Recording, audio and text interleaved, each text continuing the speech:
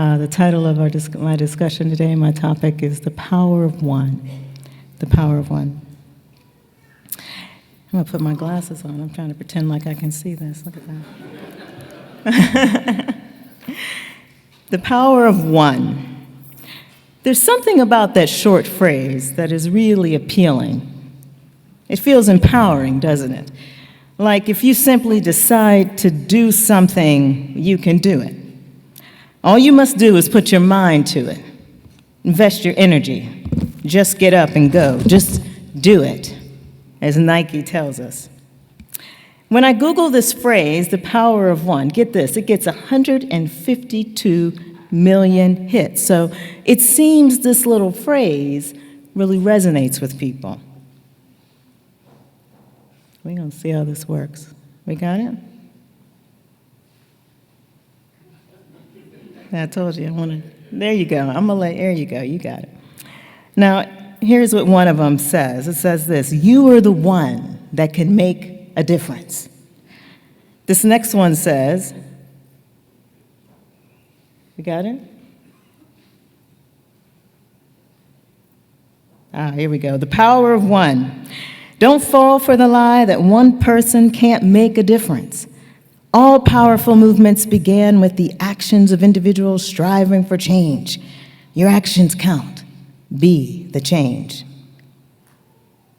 This is actually my personal favorite. This little gal is making it happen. I got it, right? This one was said by Eric Tanner, an up-and-coming mixed martial artist fighter, thought of by many to be the next ultimate fighting champion.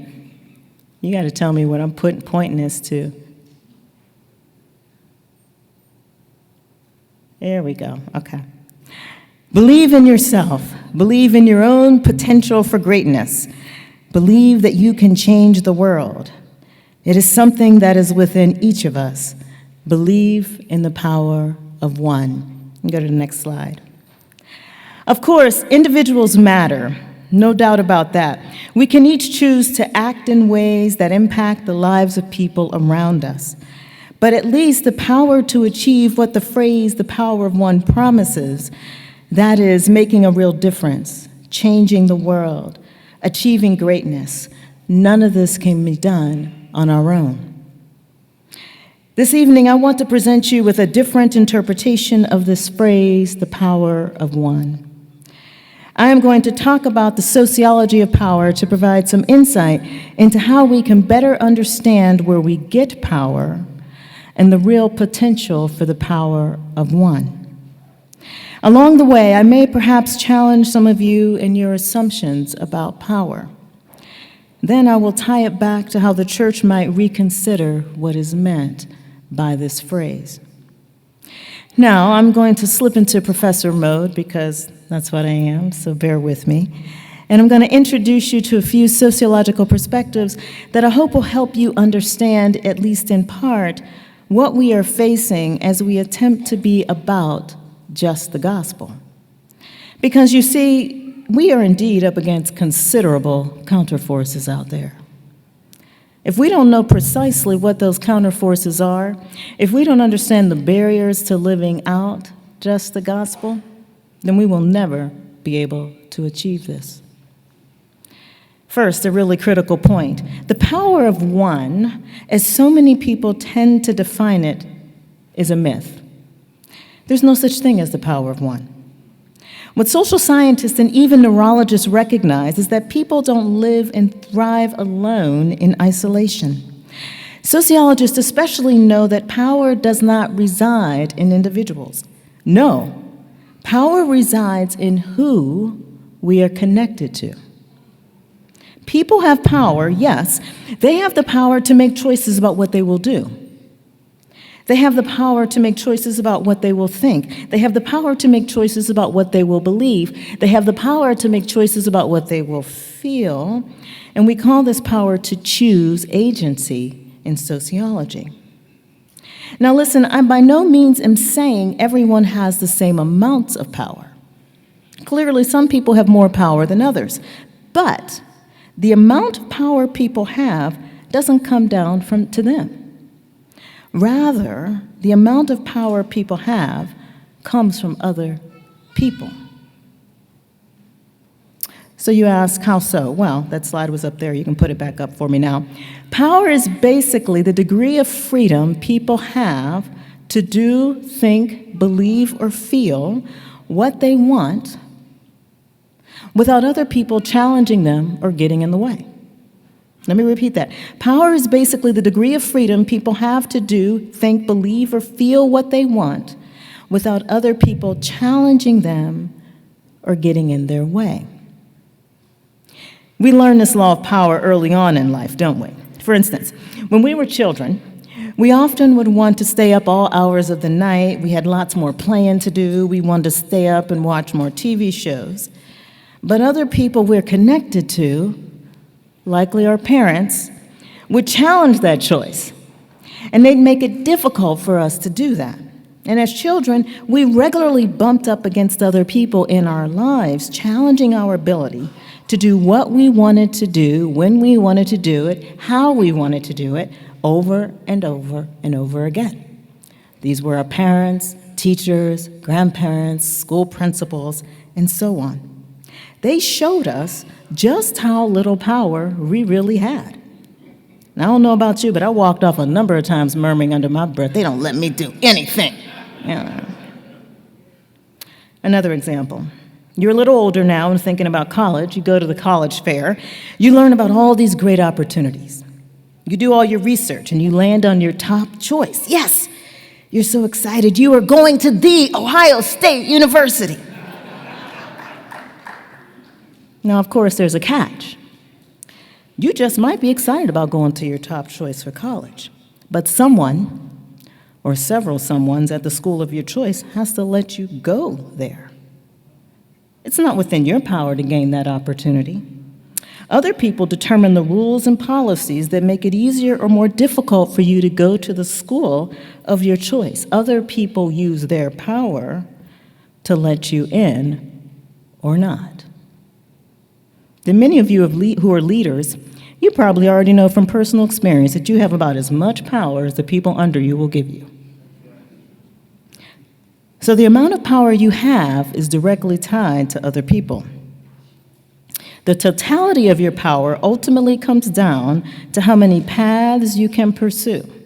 From the everyday, seemingly inconsequential paths like finding a salon or barbershop that's familiar with your hair texture, or knowing work colleagues will want to go out to lunch with you if you ask, to the more evidently consequential paths of life like being able to attend the college of your choice, or live in the neighborhood you want, or receive support and protection, not harm, from police and other agents of the state when needed. Next slide. To put it more succinctly, power is about what other people allow you to do. Now, if the amount of power we have is tied to other people, then it would behoove us, if we want more power, to be connected to the right people. That is why we network. We network to build connections, to get to know people. And the saying, it isn't what you know, but who you know, there's some real truth to that. Next slide. The million-dollar question, though, is who do we want to know? Well, if we want more power, and power is connected to people, we want to be connected to people who have power, preferably as much or more than we do. You don't go out of your way to build connections with people who have less power than you do, people who will likely want to draw upon the power you have, at least not a lot of them. Otherwise, you might lose a little bit of power you have. And after a while, other people who have power are not going to want to connect to you because you've lost all the power that you have. So what might this look like? Let's say, for example, you're an intern at a marketing firm. It's your first week, and a coworker, let's say it's the receptionist, emails you and asks if you have plans for lunch. And you think, that's so nice. You don't know anyone, and you're really glad someone wants to connect with you. But then a few minutes later, another coworker, an up-and-coming star in the company, emails you too and asks if you want to go out to lunch. What do? Well, the receptionist did email you first, but she didn't know that. And generally speaking, receptionists, although a really important job, just doesn't have the same amount of power as most other professional positions in the white-collar workforce. So in this context, the best thing to do if you want more power is to go out to lunch with the up-and-coming star in the company. This person has more power than the receptionist. Making the connection with this person, who more than likely knows other people with power in the company, would mean more potential power for you. Now, we do build relationships for other reasons besides accumulating power. People also connect with people who they perceive to be like them. We call this the principle of homophony. But research shows that we tend to have connections with people who generally have about the same amount of power in society as we do. In other words, similar power is one kind of homophily. And this is the kicker. Even though people may want to make connections with people who have more power than they do, the more powerful person is the one who usually gets to initiate that connection and decide to maintain it. The less powerful are dependent upon the more powerful to initiate and support those connections. The more powerful often erect barriers to preventing interacting with people with less power. There are social barriers like various laws and policies that do this, but the physical barriers are a way to hinder connections as well. Several years ago, I was in San Diego for a conference, and a friend of mine and I decided to go to Mexico. We drove to the parking lot just north of the border, parked, followed the crowd south to the border. We're walking, la, la, la, la, we're walking. And without a single person stopping us or questioning us, we walked right south over the U.S.-Mexico border.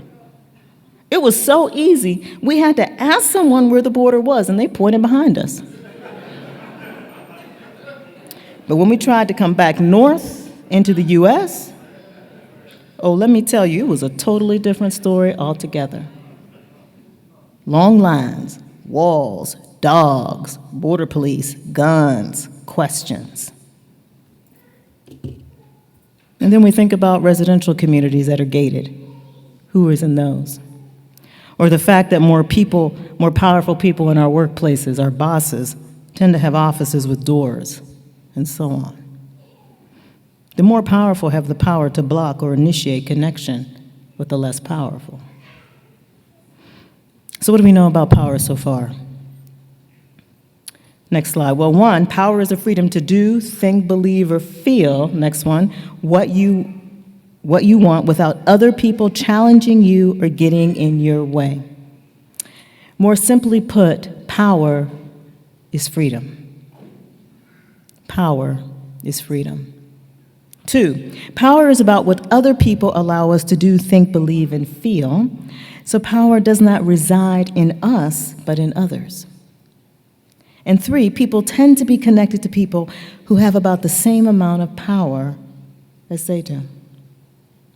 And it is because of this final point that we end up having hierarchies in society. People connect to other people with the same amount of power because generally, people are not interested in connecting with people who have less power than they do.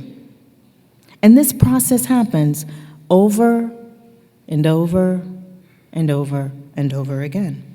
And over time, unless there's some kind of seismic change in the social landscape, for example, the abolition of slavery, voting rights for women, civil rights legislation, this process will get repeatedly replicated in the same way. Next slide. And like this picture, let me show you, of sedimentary rocks that become rigidly formed over years and decades and centuries of little rocks binding with other little rocks to form a permanent mountain of layers, people bind with other people who have similar power as they do over years and decades and centuries of binding and consolidating power. And then we see a sedimentation of a human hierarchy. Power then exists in groups of people who see themselves as being alike. You can go to the next couple slides.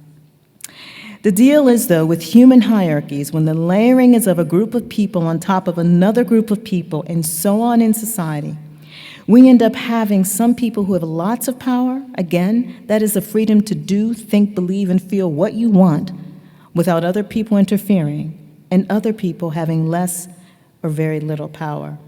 I'm going to try to, there we go.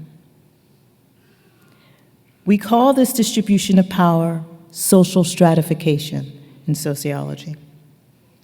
And basically all social stratification is a social hierarchy of systemic, long-term power inequality. Where are we now in our discussion of power? Power is freedom. Power is about others. We connect with people with similar power, so power ends up being consolidated in groups. And consequently, groups have different amounts of power. This pattern, happening repeatedly over long stretches of time, tends to lead to a sedimentation of a hierarchy of people, or what we call social stratification.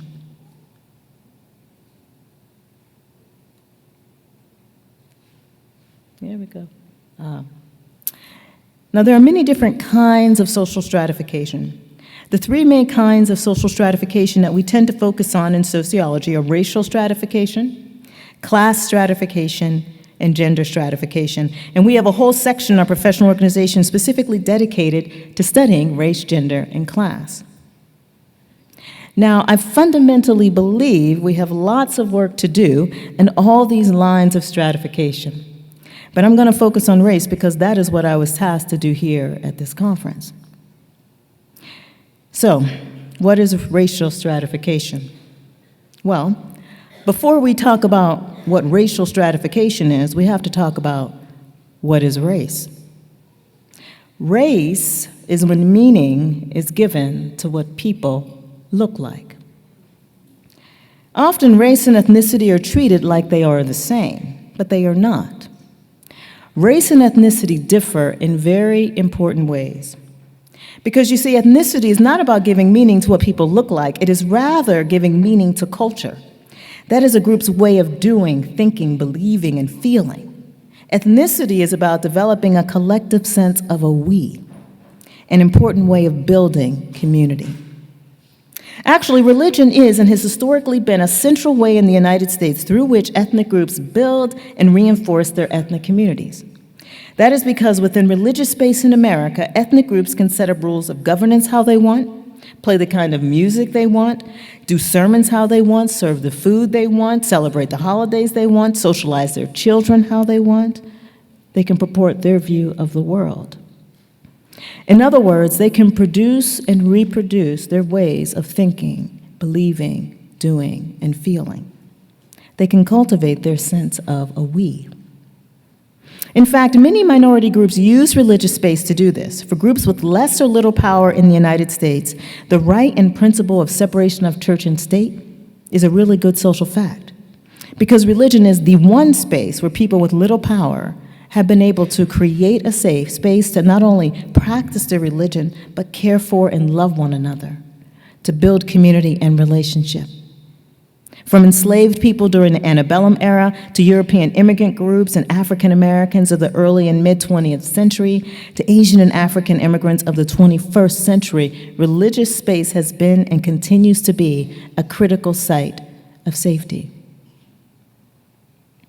Now, race, on the other hand, is about giving meaning to physical characteristics.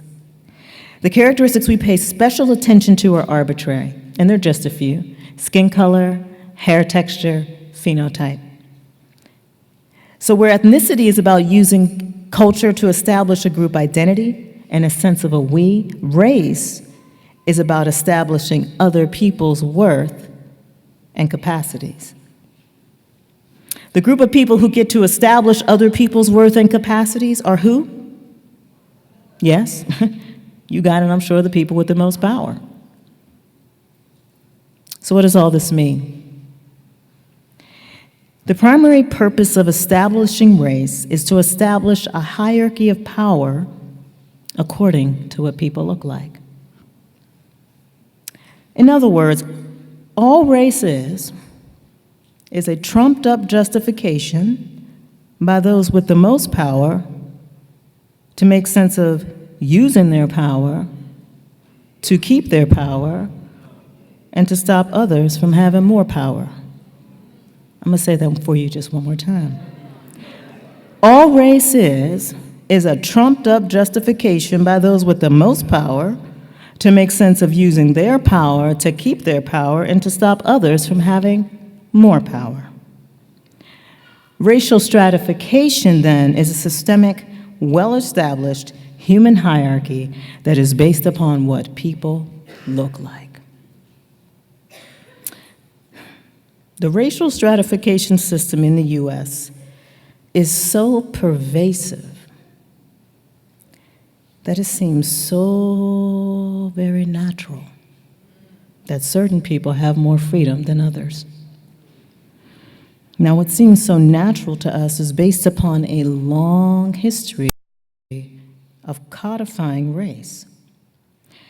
That is, the passing of laws that explicitly said who was and was not worthy of power based upon what they look like. I'm not going to spend time reviewing in detail the sociological and historical legacy of this. There are many books that you can read on this topic. There we go.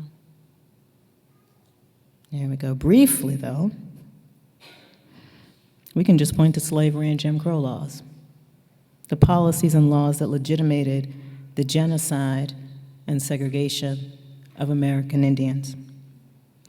Citizenship laws that said only white people could naturalize as citizens, and so on.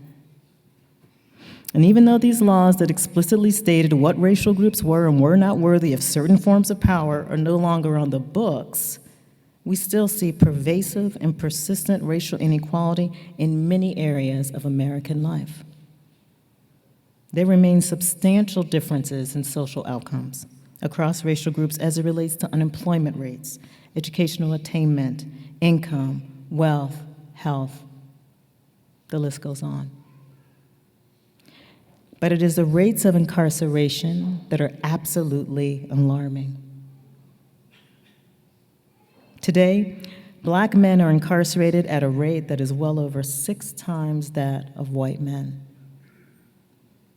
Latino men are incarcerated at a rate that is 2.5 times the rate of white men.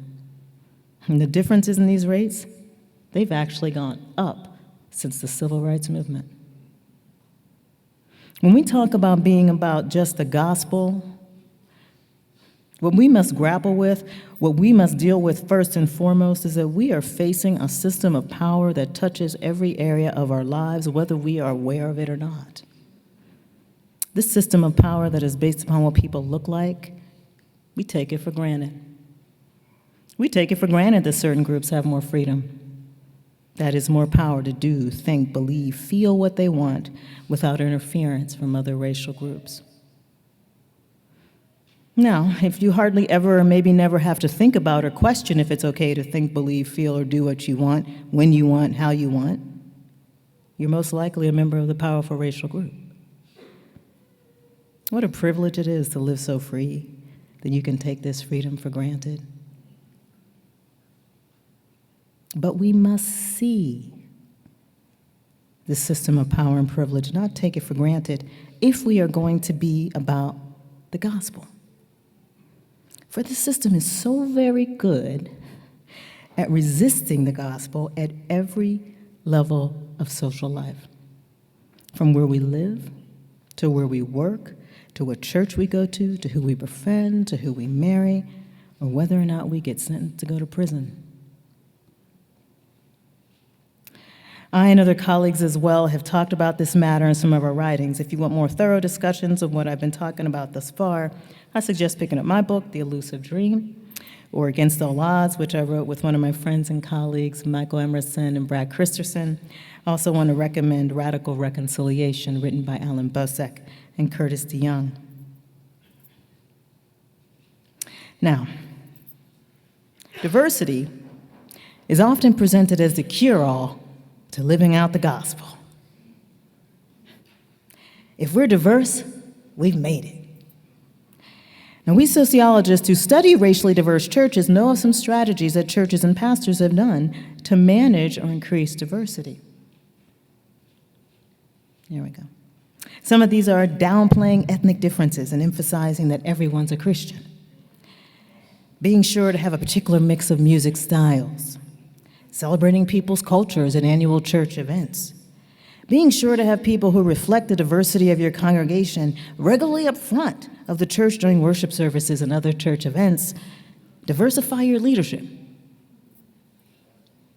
Now, to be honest, it would be comfortable for me to stop here, to give you this to-do list of tasks. You can take them back to your organization and implement them so you can begin to cultivate diversity. It'll work. But you see, none of these strategies get at the root of the problem. Not a single one. And do you want to know why? Because the church can do each and every one of these strategies and still recreate a community that is racially stratified. That is, a church can implement all of these strategies, become racially diverse, and still have an organization where people from one racial group in the organization can have greater freedom to do, think, feel, believe what they want as compared to other racial groups in the church. Decisions can be made, ideas can be expressed, behaviors can be engaged, without having to really worry about or consider how others from a different racial group will respond.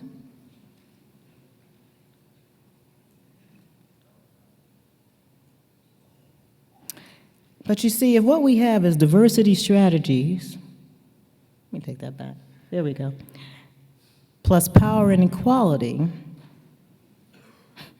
then we would not have lived out the gospel. I'm going to say that again. If we have just diversity strategies, plus we still have power and equality, that does not equal the gospel. Unless we get at the root of race, which is simply about maintaining a certain system of differential power freedom, these strategies or remedies will only produce, here we go, like this toy church here with everybody looking so happy, a superficial church or gospel.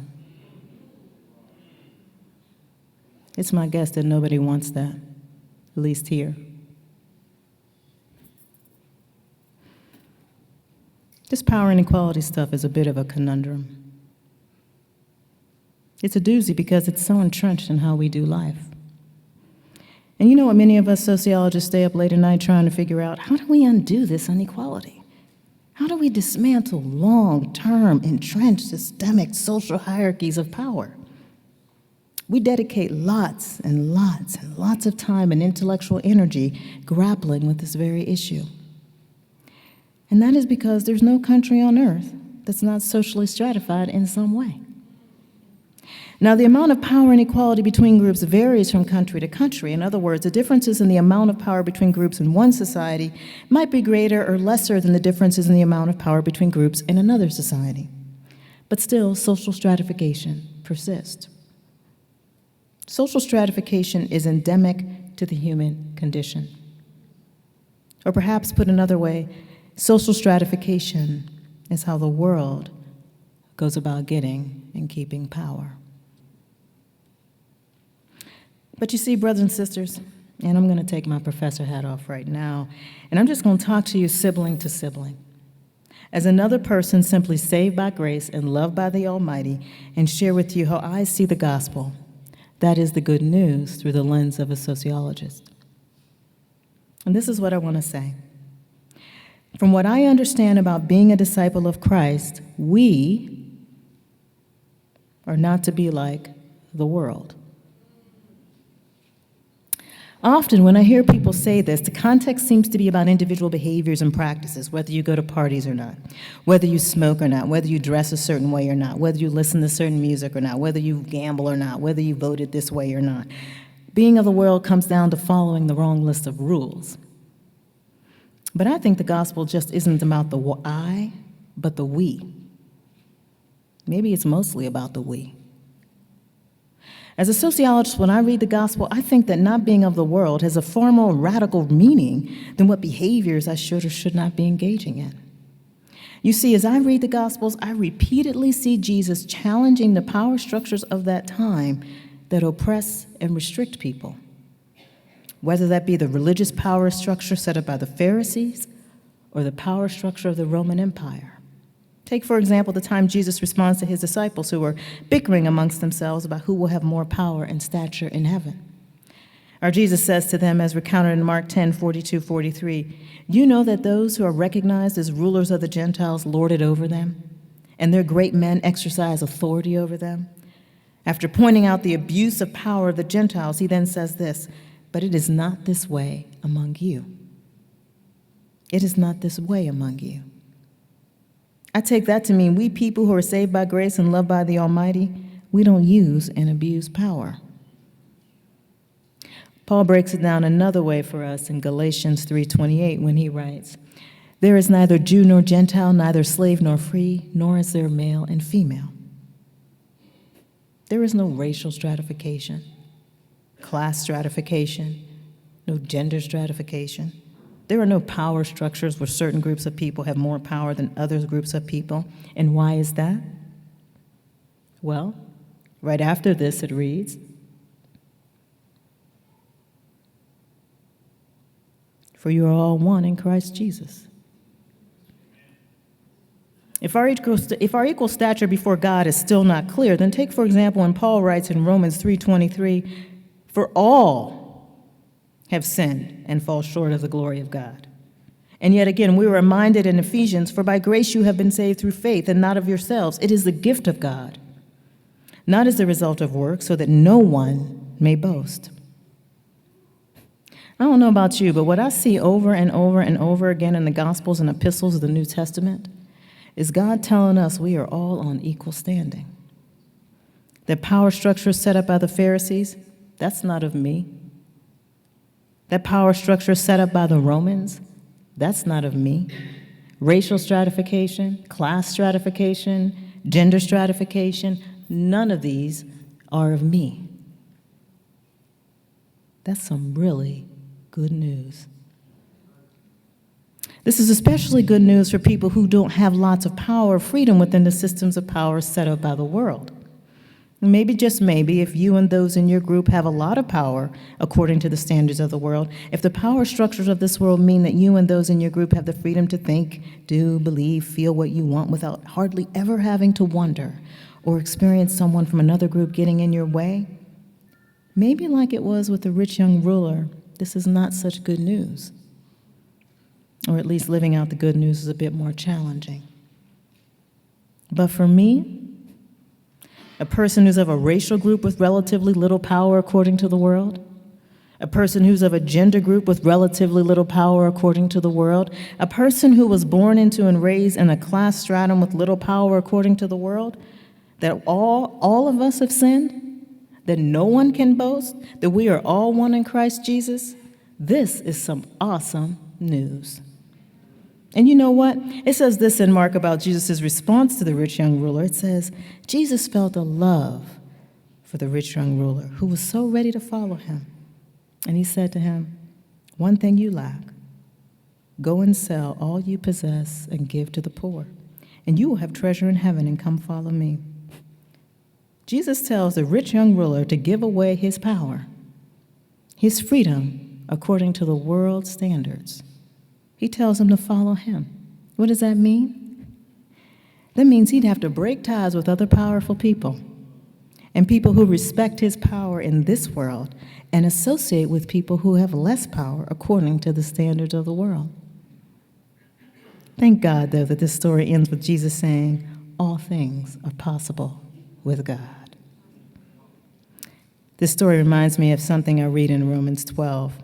It says this, "And do not be conformed to this world, but be transformed by the renewing of your mind." Huh? You can go forward. You can go forward for me. Thank you. "And do not be conformed to this world, but be transformed by the renewing of your mind, so that you may prove what the will of God is, that which is good and acceptable and perfect. For through the grace given to me, I say to everyone among you to not think more highly of himself than he ought to think, but to think so as to have sound judgment, as God has allowed it to each a measure of faith. For just as we have many members in one body, and all the members do not have the same function, so we, who are many, are one body in Christ and individually members of one another. So those of you who are like pastors and stuff, I know that's super jam-packed, but just for me as a sociologist, I hear God asking us to not be invested in the power structures of the world that say some groups of people are more worthy than others, to think more highly of yourself. I hear that everyone is on equal footing. Why? We are one body in Christ. And when I read Galatians 5, I hear God tells us that what he thinks is that he wants all of us to be free. It is for freedom that Christ set us free. Therefore, well, I don't know what I'm pointing to. There we go. Therefore, keep standing firm and do not be subject again to a yoke of slavery. Yet paradoxically,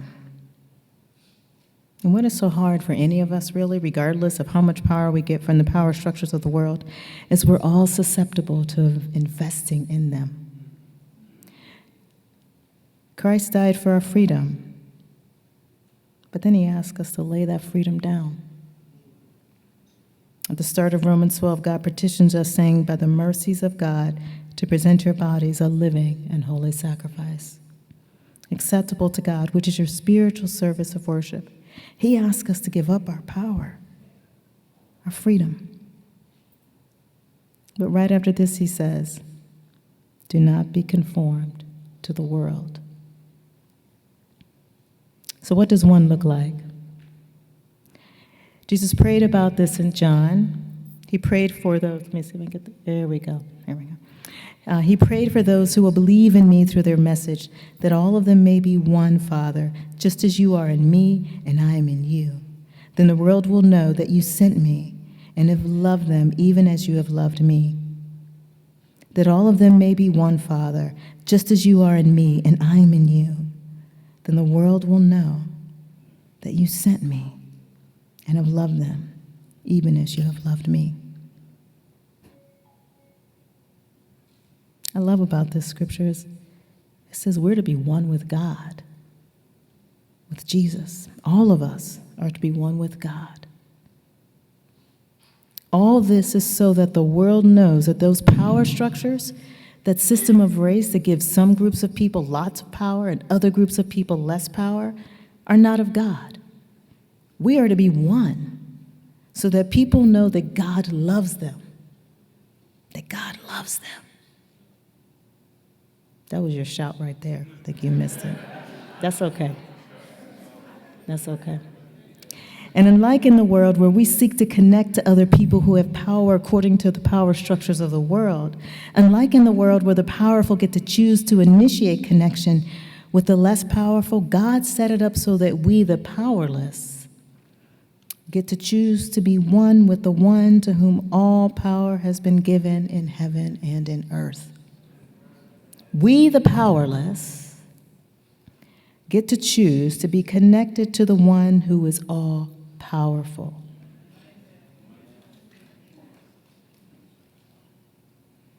And I'll move this up a bit. There we go. So the power of one. You can go to the next slide. According to the world, it is not even about the individual. In the power structures of the world, we seek to connect to others who have as much or more power than we do. You can go to the next slide. According to the power structures of the world, the powerful, they gain power and they seek to keep it. You can go to the next slide. I'm going to wait for you. Thank you. The power structures of the world creates a human hierarchy where some groups of people have more, are perceived to be worth more, are freer than other groups of people. But me, I'm so very thankful for the good news. You can go to the next slide. Because the power of one, according to the good news, it's also not about the individual. But in the power of one of the gospel, the good news is we connect to Jesus, who has all power in heaven and earth. We connect to others who connect to Jesus, and in this community, all have sinned. No one can boast. There is no Jew or Gentile, slave or free, or male or female. In the power of one of the gospel, The rules of power in this structure is that we gain freedom and power to give it away, not to keep it. In the power of one of the gospel, it is not about creating a human hierarchy like the world, where we lord our authority over others. It is about equality, love, service, and mutuality. And again I say, what good news. At the beginning of my time with you this evening, I recited a quote from Eric Tanner, the mixed martial artist fighter, about the power of one. And sadly, in the end, this belief Tanner had in himself and his potential for greatness proved to be his demise. On September 3rd, 2008, he posted, you can go to the next slide, "Tomorrow I go out into the desert. It has taken over a month to get all the gear together. The preparation for this adventure took far longer than I had expected. I had never done this before, so I took my time reading books, studying the land, and researching gear. A few weeks of solitude in the deep desert, and then back to civilization and back to training." Tanner, though, got lost in the desert, and he tragically died.